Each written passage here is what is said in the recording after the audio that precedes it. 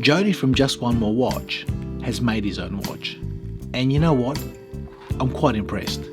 He's actually said to me, Pete, don't hold back. Have a look at these watches, wear them, see if you can find any faults. Let me know. Let me know what the niggles are for you. And I gotta be honest, after wearing these watches for a week, that crystal is very good. That bezel, excellent.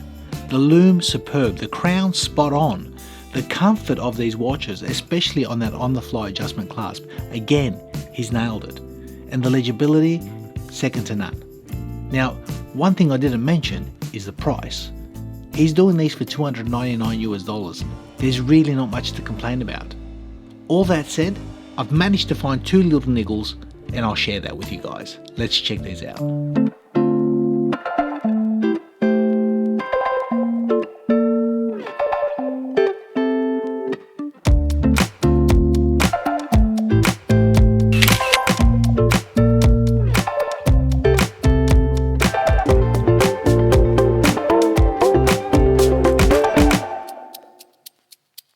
Now, about a week and a bit ago, this box arrived from Jody. I opened it up and it had so many watch boxes in there.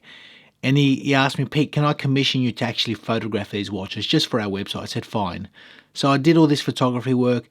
It took me forever. Cleaning, setting up the watches, adjusting the handset, trying to get the light right. It's good when you're doing one or two watches, but when you're doing 8 with different types of bracelets, different types of straps, rubber and NATO style, it takes forever. But put all that aside, I've spent the better part of a week with these two watches, wearing them, enjoying them, seeing how they behave, and I've got to tell you, they're pretty impressive. Now, you saw the pop-up. Jody's given me a large amount of money to be able to say some really good things about his watches. I'm only kidding, guys, but Erebus has sponsored this video, so I'll leave all the links in the description section so you guys can check them out. Now, looking at the specifications of the watch, I think for a 200-meter dive style watch, it's bang on. I measure a height of 12.6 on that case, which is really nice and pleasurable on the wrist. That crown is a healthy 6.8 millimeters. It's a signed screw down crown. It's surrounded by some beefy crown guards. And the total weight of the watch on the supplied bracelet sized to my 18 centimeter wrist comes in at exactly 166 grams. Now, looking at the overhead on my wrist, as you can see, the lug to lug is sitting great. There's no overhang. The height of the watch, I measure 12.6 mil. For a diver, that's actually relatively thin. And again, the comfort on this bracelet, I shouldn't be surprised. There's a good taper from 20 mil down to 17.7. Married up with that fully milled on-the-fly adjustment clasp, it's been superb. And taking a closer look at that bracelet, there's actually two different types of bracelets. This one here is the curved end links, as you can see. It's got screw pins, your milled clasp, on the fly, and obviously they feature quick release end links. The second type of bracelet I've had to encounter is the flat link. This one here seems to have a better articulation. It falls straight down, as you can see. Same thing, screw pins, fully milled swivel and clasp, away you go. And those quick release end links. And whilst I'm on the back of the watch, as you can see, you got a solid case back, Erebus Origin, 20 atmospheres. It's got their logo, no nonsense. And behind that case back, you got the Seiko running healthily, very reliable, tool specific. He's done a really good choice. Now, if I turn my attention to the bezel of the watch, it's a ceramic insert lume filled, it's a 120 click unidirectional, and the action is actually surprisingly very good. Very tool specific, a good positive ratcheting system, hardly any backplay, and it lines up bang on. And from watching Jody's videos over the years, I didn't expect anything less. Well done. Now, I mentioned at the beginning that the crystal is very good, and it is. It's a flat sapphire crystal with AR coating. It's doing a great job. For the money outlaid, there's really nothing to complain about here. And I like the fact that the AR coating is clear. Now, let's talk about that lume. Swiss Super Luminova. Every one of these pieces is extremely legible, especially with that handset, the square markers. It's such an easy read in any lighting situation, especially with a matte finishing on those dials, and there's zero distraction with the case finishing being matte as well. Jody's had a lot of experience and time to think about what he wants to make. He's basically gone down the road of making something that he would be happy with and he would wear, coming in at a great price.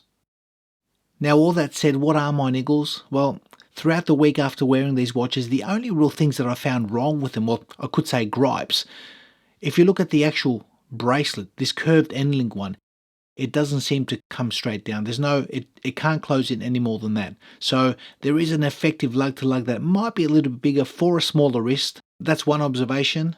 But in saying that, the flat link bracelet has fixed that problem. As you can see, the flat link, it folds all the way down. So there's two choices there. If I had a smaller wrist, I'd be going for something like this.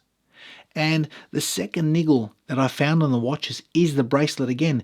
For me, it seems to, both bracelets seem to have captured my hairs. They've caught my hairs, my arm hairs.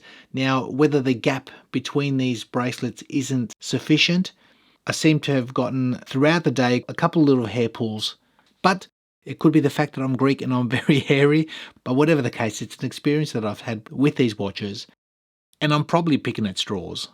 Nonetheless, even with those small little niggles about the bracelet, the fact that there's a couple of different options with rubber straps, NATOs, there's enough accommodation there to satisfy the most discerning wrist. Small, large, indifferent. We're all individual, so he's definitely allowed plenty of room for error. Whatever the case, I'm very impressed. Well done to Jody. I wish him all the best of luck, because these watches at this price point, I think they're giving other micro brands a serious run for their money. They're clean, they're functional, they're affordable. They seem to be finished at a more than acceptable level, especially at this price point. I'm totally gobsmacked. He's done well. And you know what? He deserves it. It couldn't have happened to a nicer guy. For those who remember, and I'm sure many of us do, he had a bit of a run-in with YouTube a little while back.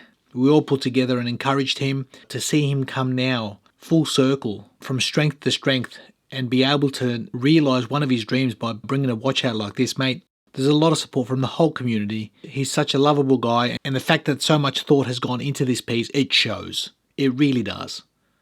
My short take on Jody's watches, and the reason I say short is because there was really nothing to fault apart from that bracelet in these watches. Jody's synonymous for finding affordable watches, and now he's made an affordable watch, but a very good one, with all the bells and whistles. I enjoyed using them, I enjoyed photographing them. A real eye-opener for many of us. To be able to see an enthusiast, a YouTuber, be so successful and develop something that's close to his heart, and I think this is only the start of many more to come. My take on Jody's new watch, really difficult to fault, and again, I didn't expect anything less from him. He's been around watches for such a long time, and when you spend that much time handling so many different timepieces, you pretty much get a gist of what works, what doesn't work, what you like and what you don't. And these things here easily fall in that category.